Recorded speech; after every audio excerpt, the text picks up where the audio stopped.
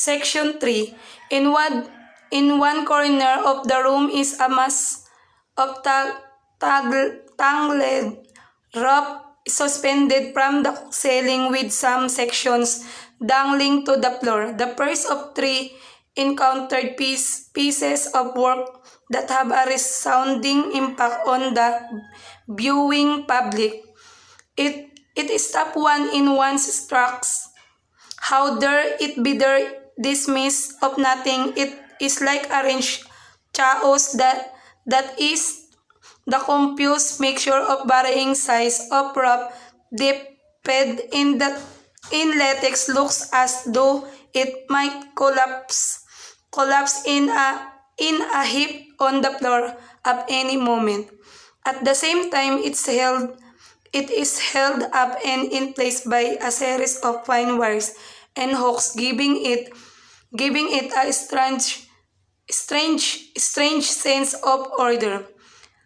A deliberate, a deliberate, a deliberate, a deliberate challenge to the forces of gravity.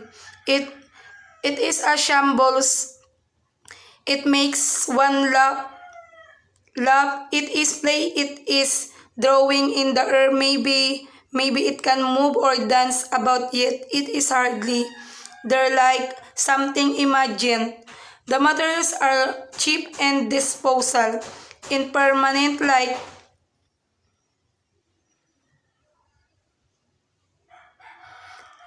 the people looking at it, but it is very definitely present. As it has a presence, you can see that people want to walk into it and become a part of it, but alas, the gallery guard is hovering nearby.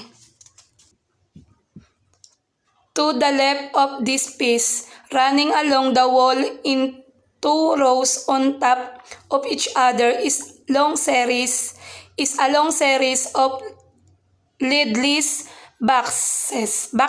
They are mounted at average nose height and are made of fiberglass, which gives them opacity similar to that of mucus or tree gum. They look as though they might be soft and malleable to touch, with their irregular edges and non-conforming sides. This gives the overall impression that they could fall in on themselves or slide down the wall. The structure is puzzlingly familiar, similar to things in the world, and yet it's not like anything in particular. In the adjacent corner is the third piece, consisting of a collection of 9 cylindrical open-ended objects, slit partway from end to end. They give the appearance of being randomly placed, some lying, some leaning on the wall or on each other, or seeming somehow to be related. Like the boxes, they are a multiple of each other, made of fiberglass with a shiny surface. They look almost like abandoned pads that had once been alive. The association seemed to jump around in one's head, running between sensations of delight and pleasure, violence and discomfort. One has to bend down to be with them, more driven by the desire to physically interact. One is almost forced to stop further so that what can touch or indeed taste these stringing surface, but no, the guard is there. The visual language apparent in these artworks is unfamiliar as in the artist Eva Hesse. Her work is as exciting as it is disturbing. For many, Hesse is sculpture refers in essential to the body.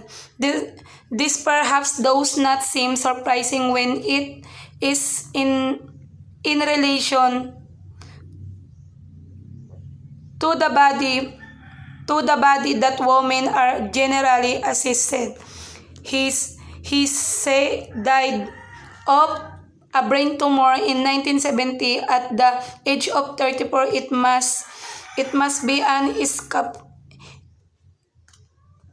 inescapable inevitability, therefore, that her work was read in the context of its time, where it has until recently been largely abandoned. Given the influence of feminism on our cultural consciousness since that period, it seems paramount that we avoid, or at the very least attempt to avoid, those dramatic facts about her life and family history. We may then be freed from a limited and narrow translation of her art. His work is much more ambiguous and funny than some rather literal reading would have us believe.